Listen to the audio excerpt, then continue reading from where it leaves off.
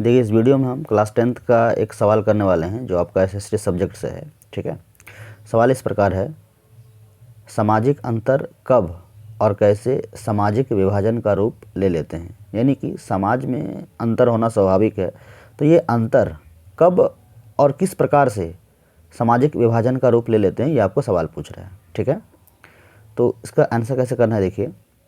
निम्न परिस्थितियों में सामाजिक अंतर सामाजिक विभाजन का रूप ले लेते हैं। ठीक है, पहला नंबर पॉइंट क्या है, देखिए, जब एक सामाजिक वर्ग का महत्व अन्य से ज़्यादा हो जाता है। यानी समाज में विभिन्न प्रकार के सामाजिक समूह के लोग रहते हैं, किसी खास समूह का ही ज़्यादा वैल्यू होता है, ज़्यादा महत्व होता है।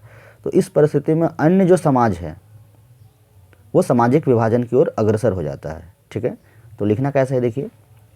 किसी भी क्षेत्र में अनेक सामाजिक वर्ग के लोग रहते हैं।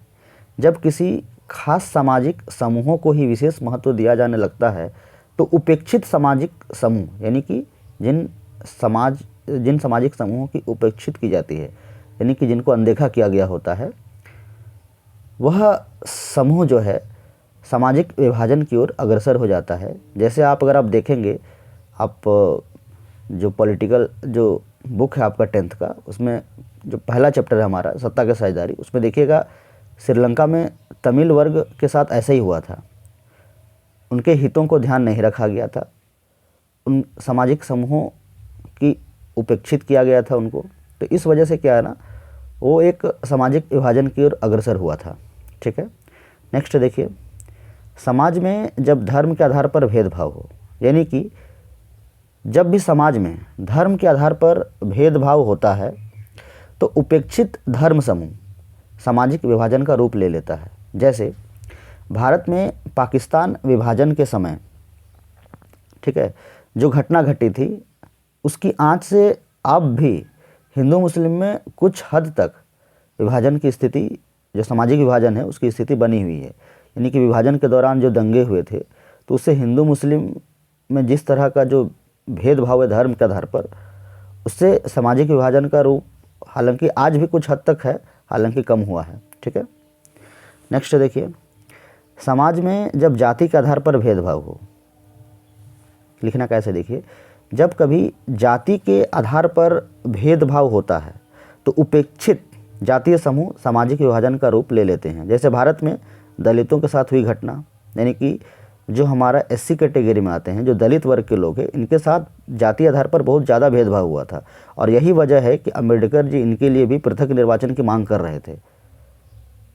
तो जाति के आधार पर भी भेदभाव होता है तो सामाजिक विभाजन का रूप ले लेता है। ठीक है, नेक्स्ट देखिए, समाज में जब रंग के आधार पर भेदभाव हो, समाज में रंग के आधार पर भेदभाव होता है तो उपेक्षित रंग समूह सामाजिक विभाजन का रूप ले लेते हैं। जैसे यूरोप के जो देश हैं वहाँ पर आपको इस तरह का भेदभाव देखने को मिलता है। जैसे काला और गोरा को लेकर जो यूरोप के देशों में चलता है, तो उसके कारण जो है सामाजिक विभाजन का रूप ले लेता है। प्राय आपको यूरोप के देशों में ऐसा आपको देखने को मिलेगा।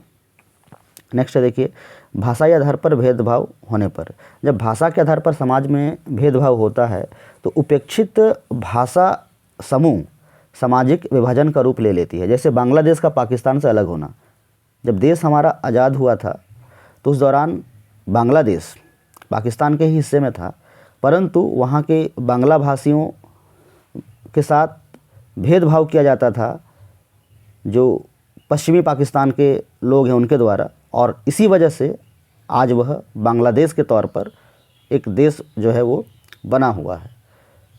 तो इस तरह से आपको लिखना है कि सामाजिक अंतर कब कैसे सामाजिक विभाजन का रूप ले लेते हैं। पॉइंट वाइज लिखिएगा, आपको फुल मार्क्स मिलेगा। उम्मीद करते हैं वीडियो समझ आया होगा। मिलते हैं फिर नेक्स्ट वीडियो में। धन्यवाद।